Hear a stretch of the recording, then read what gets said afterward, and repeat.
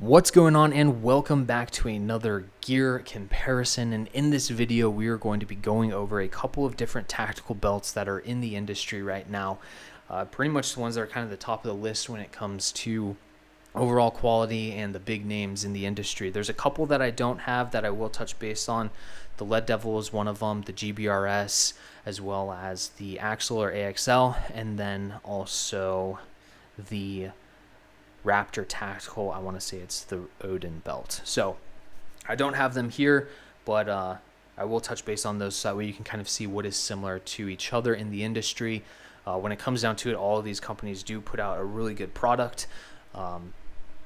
It's really just going to kind of come down to what you want, what you have going on in your kind of situation, what your operational environment is, your duty position, and so forth. So there's a couple of things that you're going to need to think about and assess based off of your needs to determine what's going to be best for you. But I just kind of want to give you an overview of everything that you see here, so that way you can determine what is going to be best. So diving right into it, when it comes to what we have on the table, we have the Ronin Tactics Task Force belt, we have the AWS SMU belt, we have the 21st Tactical Operator belt, and then we have the Ferron Concepts Bison belt. When it comes to price range, you're going to be looking at about 150 to 175 right in this area, maybe 125 on some sales, and then you're going to be looking at 220 or 215 for the Ferron Concepts. When it comes to the belts that I don't have here, the Odin from Raptor Tactical, I want to say, is right around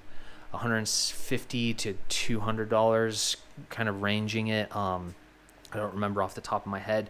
The Lead Devil is going to be right around 175. That's going to be very comparable to your Ronin Tactics and the AWS.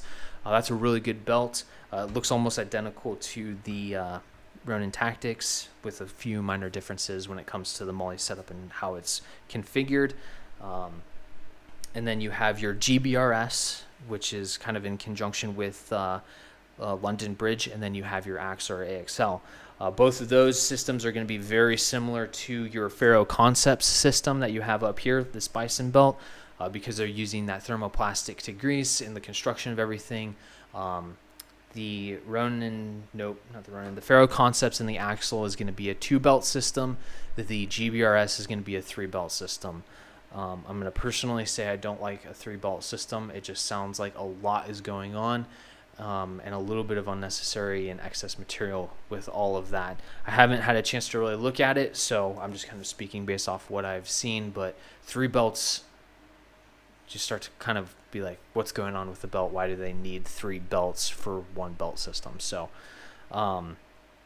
everything else that you see here and the other belts that I've talked about are going to be a 2-belt system, where you have an inner belt, whether it's rigid or kind of pliable. You're going to have that inner belt with your loop Velcro, and then you're going to have the outer belt with all of your molle, and then the hook side of the Velcro on the interior, so that way you are able to connect everything. I do not like inner belts that have the hook Velcro on the interior. They typically get a lot of fabric material and thread and everything caught up in them, just from the uniforms, pants, whether they're combat pants or uniform pants or garrison pants or duty pants, whatever terminology that you're using.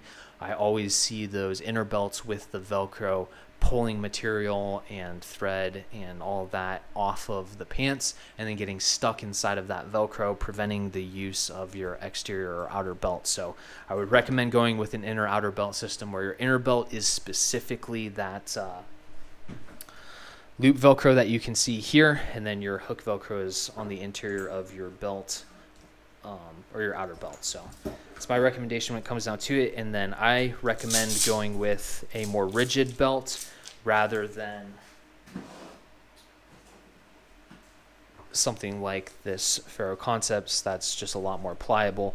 I prefer something that's a little bit rigid, or more rigid, because I feel it just feels a little bit more secure when lined through the belt loops and on your pants, and then it just feels more secure when you have all that weight of your magazines and accessories and dump pouches and pistols and everything on your belt. I feel it just does a better job of kind of distributing that weight, keeping those pants up, and just feeling more secure overall. So I would recommend going with that setup, more of a rigid inner belt than a pliable one, and then just making sure that your exterior belt is also rigid. One belt that I do also know of is going to be the VTAC belt. I do have a buddy that has that belt. The only thing that he said about it was it's a good belt, but he wishes that it wasn't as pliable when it comes to the exterior belt because it kind of folds on him when he's running around and doing stuff. So something to consider if you're looking at that belt as well. I've only seen it and played around with it very briefly, but that was kind of the information that I got out of it when he was describing how it worked and comparing it with some of these other ones. So you do have quite a few belts to think about. So with that, when it comes to the differences, your AWS and your Ronin Tactics are just going to be a pretty simple system. Velcro on the interior, molle loops on the exterior with a pretty thick and robust, rigid kind of core system to it. So that way this thing doesn't bend and twist a whole lot. It will a little bit, but it doesn't bend and twist as much as like that VTAC.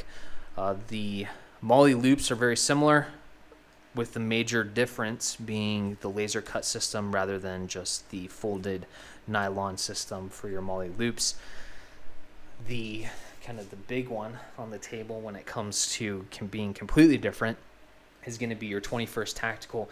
You have nylon loops on the top and the bottom, and then you have a big molle loop through the middle. So you do have quite a bit of setup capabilities in adjusting and adapting your kit specifically to the belt and molling it in a way that everything is going to be secure and you don't have to worry about things coming off. So you do have a lot of options and capabilities and adaptability with this belt, where this is going to be just more of your top and bottom molle. This, you got 3 rows of molle. And then last but not least, you have your Ferron Concepts. Same thing, just top and bottom molle. The big difference being your to grease as kind of your core.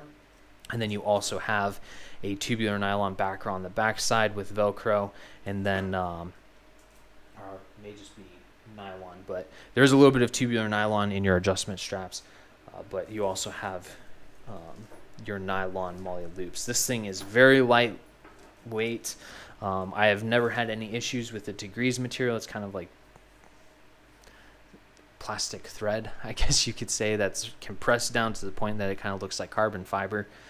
Really, really strong, really robust. It's all over the S&S Precision plate frame modular plate carrier, as well as a couple of other systems that are out there, like the Ferron Concepts plate carrier that's out. Really strong and robust material. So highly recommend any system that has that kind of material in it. And then when it comes to the Lead Devil belt that I don't have here, that's going to sit kind of in line with these guys. Actually, all 3 of these kind of are all the same. Your Raptor Tactical Odin, actually really anything Raptor Tactical belt-wise is going to be more closer towards your Ferron Concepts. It's kind of an in-between of your standard molle systems and then a laser cut system. So that's kind of a complete laser cut belt system. And then yeah, the VTAC is the only other one that I talked about, and that I would put that way above the VTAC as being like a very lightweight, flexible belt up top here. It's got top and bottom molle, so that's an option when it comes down to it. And then your GBRS and axle, like I said, are going to be in line with your Ferro Concept. So when it comes to buckles, almost every single one of these belts is going to be running a Cobra buckle, whether you're going to be running a smaller version like this guy or a larger version like the AWS. When it comes down to it, they all pretty much do the same thing. Maybe some weight differences or capabilities as far as fall ratings, what they can, what they're good for. But I'm not somebody that can really speak intelligently on that. I don't know enough about climbing stuff to articulate those points, so I'm just going to leave it at that. But I do know that they do have the kilonewton markings on here. These smaller ones are 15 kilonewtons to 22 kilonewtons, and then it's the same thing for the bigger ones. So so if you have a better understanding of that stuff, you can probably decipher what that means. So